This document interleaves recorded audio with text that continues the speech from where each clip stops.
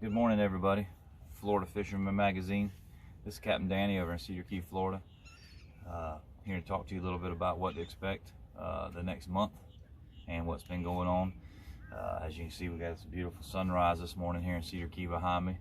I planned that, but the red fishing has gotten a little better. We finally started getting some rain.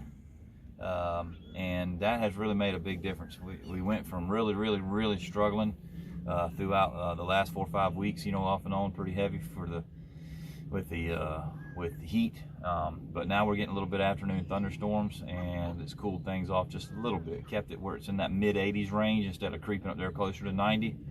And they're helping us a little bit. So that's been a big help. Our trout fishing's gotten really hard. They always do.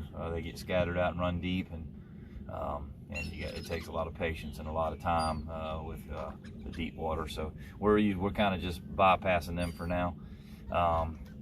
The triple tail has been the topic of discussion lately, probably the biggest. We're catching quite a few big ones, and when I say big ones, I mean fish of a lifetime big ones.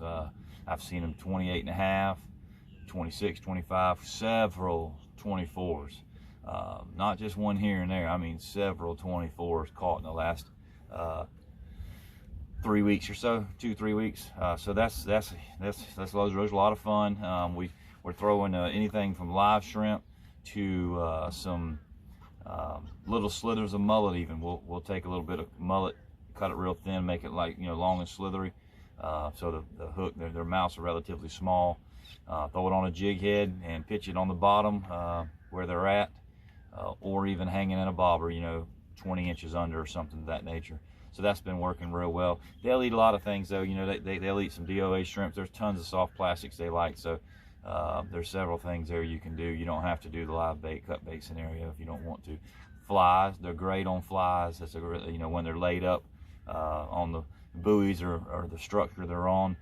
Makes it a really easy target to cast at sight fishing with flies, so that's a lot of fun for those guys. I'm expecting that to get better and better as we go on into the next, for a few 3-4 weeks on in the middle of August or so. Those big triple tail numbers should keep coming on in. They did the last few years, so they're a little early now. So we're happy for that. I would expect that to keep hanging in. The red fishing should get a little better as we get into August. They'll get a little more settled with the heat and the summer trends.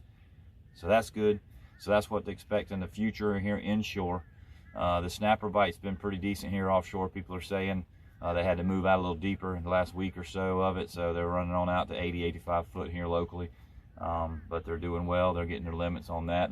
There's no problem there. The gags, they're still biting right along with them. A lot of folks are just using threadfin herring, frozen threadfin herring, throwing down there. Some people are doing the work and getting the live pinfish, but in a general sense, things are well here in the summertime in Cedar Key, Florida. And again, this is Danny Allen with Southern Salt Charters. We appreciate y'all. Have a good day.